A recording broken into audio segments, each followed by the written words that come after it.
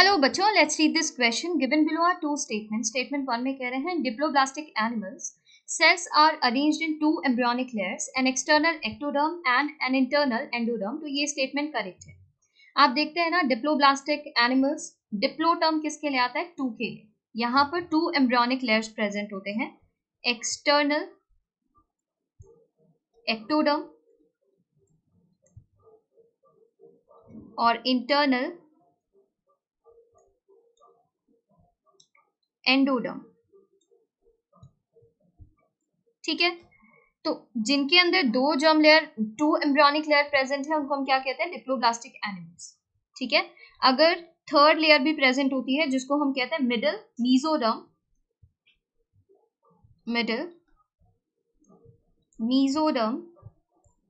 ठीक है, तो थर्ड लेयर भी आ गई है ना। अब थ्री जर्मिनल लेयर हो गए हैं, थ्री एम्ब्रियोनिक लेयर प्रेजेंट है, तो उन ऑर्गेनिज्म को हम क्या कहते हैं? थ्री के लिए आ जाते हैं ट्रिप्लो।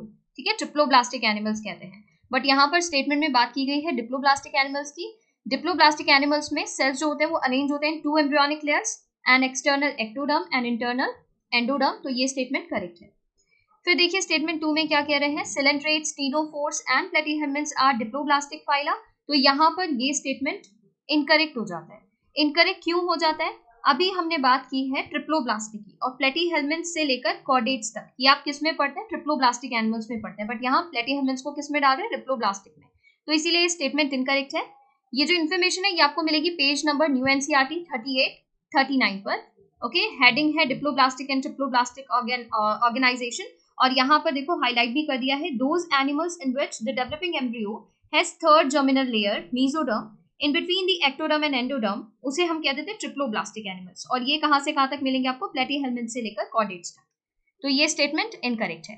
बोथ स्टेटमेंट इनकरेक्ट नहीं है। स्टेटमेंट 1 इज करेक्ट, ठीक है, बट स्टेटमेंट 2 इज इनकरेक्ट। ये हमारा करेक्ट ऑप्शन है।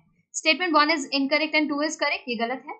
दोनों करेक्ट नहीं है। देखो फर्स्ट स्टेटमेंट क्या है? करेक्ट है, सेकंड स्टेटमेंट इनकरेक्ट है। ऑप्शन 2 यहाँ पर करेक्ट हो जाता है। Thank you.